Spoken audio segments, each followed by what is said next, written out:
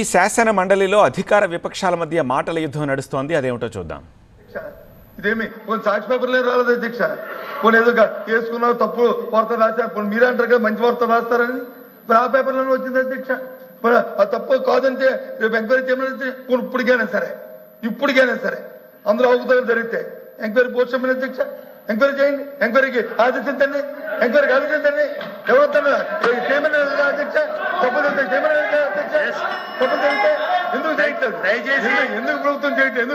ఎందుకు వెనకం చేస్తుంది? తప్పులు జరిగినప్పుడు ఎందుకు వెనకం చేస్తుంది?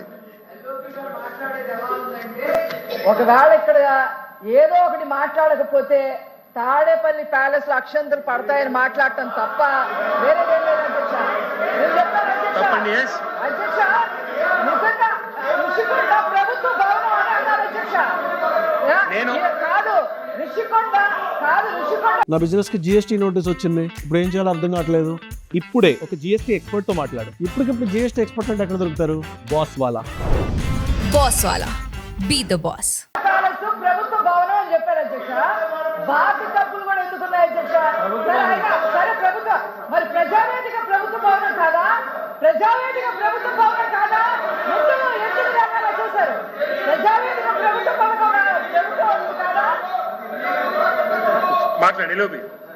అచ్చెన్నాయుడు గారు మాట్లాడిన దాంట్లో విధ్వంసాలు అనుకున్నప్పుడు మా సభ్యుడు అని చెప్పాడు, రే బాబు ఈ జరిగిన అంశాలన్నింటినీ కూడా చూమిటి చెప్పాడు.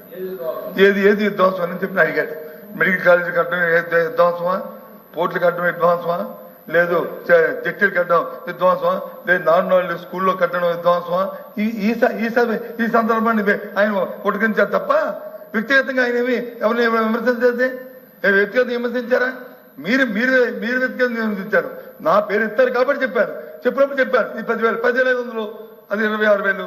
ఓకే, ఎంక్వైరీ చేయండి. అక్కడ తప్పు జరిగితే రుషికొండ కట్టడాల్లో కానీ తప్పు జరిగితే ఎంక్వైరీ చేయండి. ఎందుకు చంపుతున్నారు? ఏ కారణం ఏంటి? కాకుండా ఆవిడకి ఇవ్వడానికి లేదు ఏంటి? కాదు అధ్యక్ష, ఇంకో విషయం చెప్తాను. మాట తెప్పు మన తెప్పు ఇది మా సిద్ధాంతం అధ్యక్ష. మా కట్టుబడి ఇవాళ కూడా చెప్తాను అధ్యక్ష. మేము ఏదైతే మాట చెప్పామో ఆ మాట పైన నిలబడి ఉన్నాము అధ్యక్ష. అందులో మరి ఇంకా వేరే మాట్లాడేది అధ్యక్ష.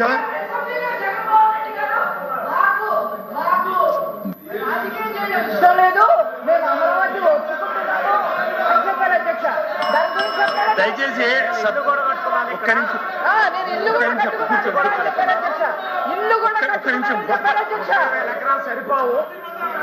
నిమిషం. దయచేసి సభ్యులందరికీ నేను విన్నవించుకునేది ఏమంటే, బడ్జెట్ సమావేశాలు జరుగుతూ ఉన్నాయి. సభను మంత్రులు కానీ ఎవరన్నా కానీ తప్పుదో పట్టియొద్దని నా మనవి. సబ్జెక్టు డివియేషన్ అయి మీరు మాట్లాడాల్సిన అవసరం లేదు. సబ్జెక్టు మీద మాట్లాడితే బాగుంటుంది. మంత్రులు కానీ ఎవరన్నా కానీ దయచేసి కూర్చోండి.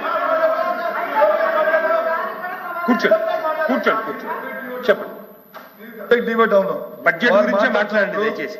ఇది తాత్కాలిక భవనం అనలేదు, మేము ఎప్పుడు చెప్పలేదని చెప్పి అచ్చెన్నాయుడు గారు మళ్ళీ చెప్పారు. 2 సార్లు చెప్పారు. నిన్న కాక మొన్న 3-4 రోజుల కింద సెక్రటరీ టెండర్ పిలిచారు కదా అధ్యక్ష.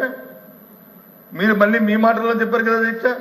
ఫౌండేషన్ తీసామా, ఫౌండేషన్ వచ్చి నీటిలోకి వచ్చి అది నానుతుందని చెప్పి వారి మాటలో చెప్పారు అధ్యక్ష. దేని క్లారిటీ తీసుకోమంటారు? మమ్మల్ని దేని క్లారిటీ తీసుకోమంటారు? ఇదే పర్మనెంటా, అది పర్మనెంటా? అది చెప్పండి అధ్యక్ష. మేము అడుగుతుంది ఆయన చెప్పిన మాటలు నేనేం మాట్లాడితే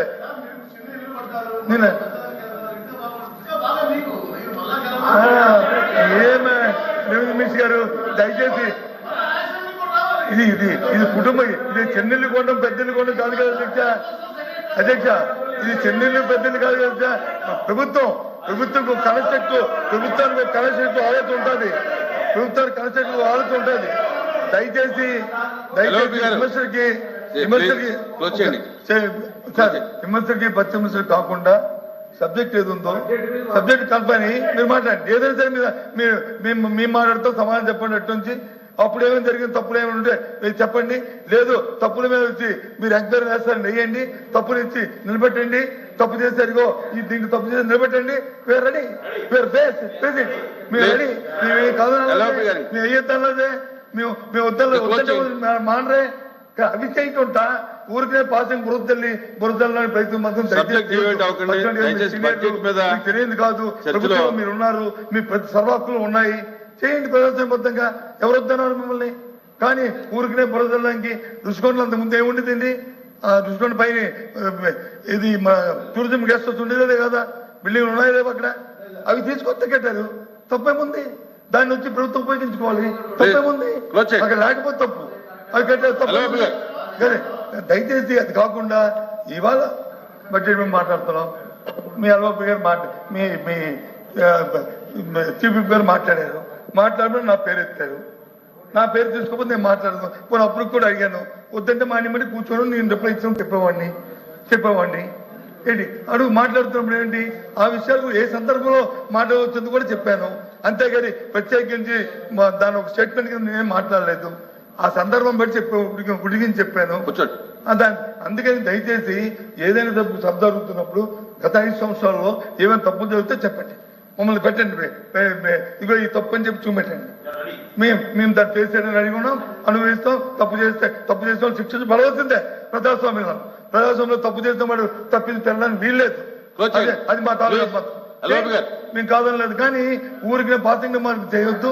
అది కాకుండా అంతకుముందు గత 5 సంవత్సరాల్లో ఏ విధంగా ఈ రాష్ట్రం నష్టపోయిందో, ఎంత తప్పులు తెచ్చారో, దాని నుంచి మొన్న ఎంత తప్పులు తెచ్చామో మా వాళ్ళు చెప్పారు. మీరు చెప్పినట్టు 11 లక్షలు 14 లక్షలు లేవే. రేపు మాట్లాడినప్పుడు నేను మాట్లాడతారు. మీరు ఇచ్చిన పుస్తకాల్లో ఉంది ఎంత తప్పు తెచ్చామనేది, ఇందులో అన్ని క్లియర్ ఇచ్చారు, అవన్నీ చెప్పుకుందాం. వాస్తవం అవుతారు.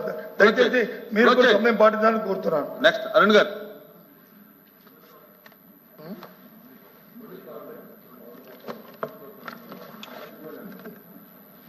అధ్యక్ష, బడ్జెట్ మీద ప్రసంగించడానికి అవకాశం ఇచ్చినందుకు ముందుగా ధన్యవాదాలు అధ్యక్ష. అధ్యక్ష, ఫైనాన్స్ మినిస్టర్ గారు ఈ బడ్జెట్ ప్రజెంట్ చేసినప్పుడు మొత్తం బుక్ అంతా మీద కూడా ఎక్కువ సార్లు గత ప్రభుత్వానికి ఫైనాన్షియల్ డిసిప్లిన్ లేదని, ఆర్థిక